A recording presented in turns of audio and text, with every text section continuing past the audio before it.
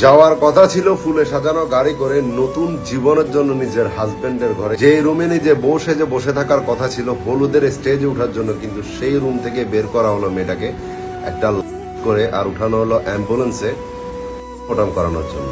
আজকে আমি যে স্টোরিটা বলবো চট্টগ্রাম সাইড বলেন বা পটিয়ার জন্য, এর থেকে খারাপ, এর থেকে অন্যতম স্টোরি আর হতে পারে না।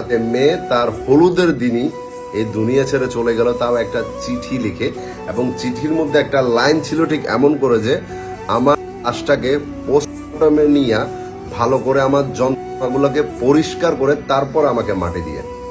ভাবুন কতটা কষ্ট এবং কত যন্ত্রণা নিয়ে একটা মেয়ে দুনিয়া ছাড়ছে, তাও কেন? শুধু যৌতুকের জন্য।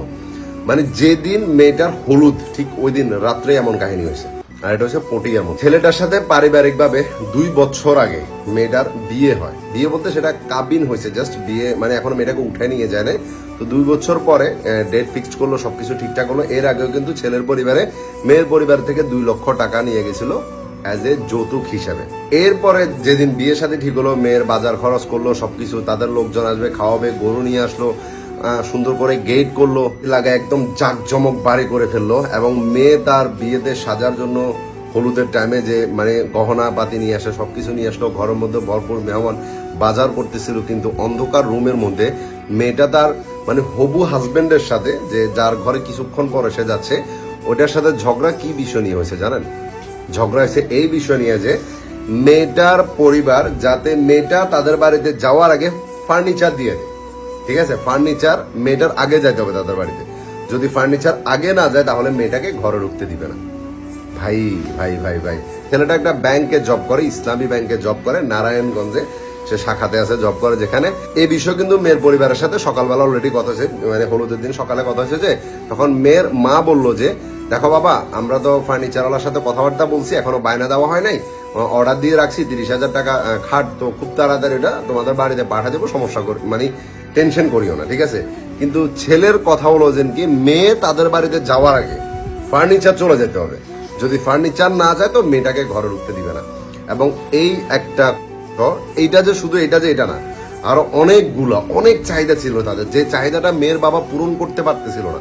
2 বছর ধরে রীতিমতো অনেক ভাবে মেয়েটা থেকে টাকা পয়সা নেওয়া, মেয়ের পরিবারকে বিভিন্ন রকম জিনিস দেওয়া, যেখানে এখনো মেয়ের মানে ওদের বাড়িতে যায় নাই, কিন্তু জাস্ট কাবিন হয়েছে।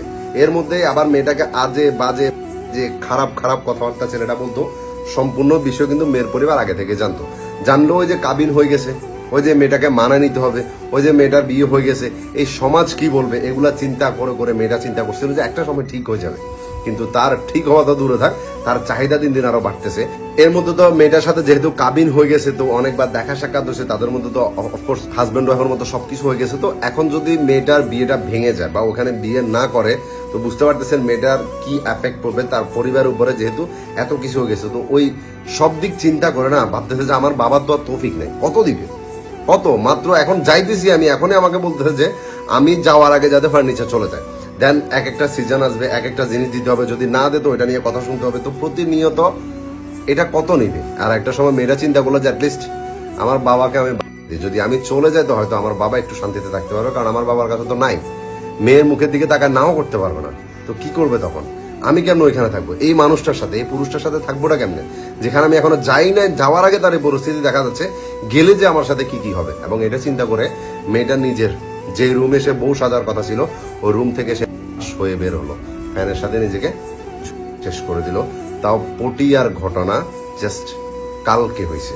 আমি শুধু একটা কথা বলবো যে এই ছেলেটাকে একটু আপনারা ভালো করে দেখে রাখেন, যাতে যেখানে দেখেন এর যৌতুক কি জিনিস আর ফার্নিচার কি জিনিস এটা চিনে দিতে আপনাদের কাজে আসবে। হয়তো যখন এরপরে পুলিশ গেল বা সাংবাদিক যখন গেল ছেলেটার বাড়িতে বিয়ের দিনে, ওইখান থেকে সব উদা হয়ে গেছে, মানে মাটি ফেটে সবাই চলে গেছে, কেউ নাই, পুরা ছেলের পরিবার মধ্যে কেউ নাই, বাড়ি পুরা খালি, তারা ভাগছে সবাই, বুঝতেছেন? কারণ মেয়েটা চিঠির মধ্যে এমন কথা লিখছে যে শখের পুরুষ, আমার প্রিয় মানুষ, ঠিক আছে, তুমি আমাকে ভালো অনেক বাসছো, মানসিক যন্ত্রণা তুমি আমার প্রতিনিয়ত দিছো, আজকের দিনটা অ্যাটলিস্ট আমার জন্য স্পেশাল ছিল, কিন্তু আজকের দিনে তোমার কথাগুলো আমি আর নিতে পারিনি, ঠিক আছে। তো আমি ভাবছি যে আমি এই দুনিয়া চলে যাই, তুমি ভালো থাকো। তবে হ্যাঁ, আমার বাবার থেকে বা আমার পরিবার থেকে যে যৌতুকের টাকা তুমি এখনো পর্যন্ত নিয়ে গেছো, সম্পূর্ণ তুমি দিয়ে দিবা। আর আমার লাশকে পোস্টমর্টম করায় আমার ভিতরে যত ঘটনাগুলোকে পরিষ্কার করে তারপর আমাকে মাটি দিবা, এটা আমার পরিবারের কাছে একটা রিকোয়েস্ট রইল।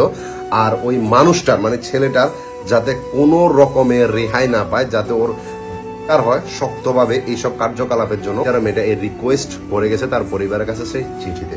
তবে একটা জিনিস, যদিও এখন বর্তমানে যৌতুক প্রথাটা বা বিভিন্ন রকম সিজনাল জিনিস দেওয়াটা এখন আমাদের এদিকে বা বাংলাদেশের মধ্যে খুবই কমে গেছে, কিন্তু চট্টগ্রামের যে জায়গাটা, ঠিক আছে, চট্টগ্রাম নিয়ে, কক্সবাজার নিয়ে, পটিয়া নিয়ে, এই যে বিভিন্ন যে জায়গাটা আছে না, এখানে এটা এত ভাবে প্রচলিত এখনো। মেয়েকে বিয়ে করে ওনাদের বাড়িতে আনতেছে না, একটা সোনার খনি নিয়ে আসতেছে। সিজনাল আম দিতে হবে, সিজনাল কাঁঠাল দিতে হবে, সিজনাল সব কিছু এভরিথিং দিতে হবে, এমন নিয়ম এখনো পর্যন্ত চট্টগ্রামের মধ্যে আছে।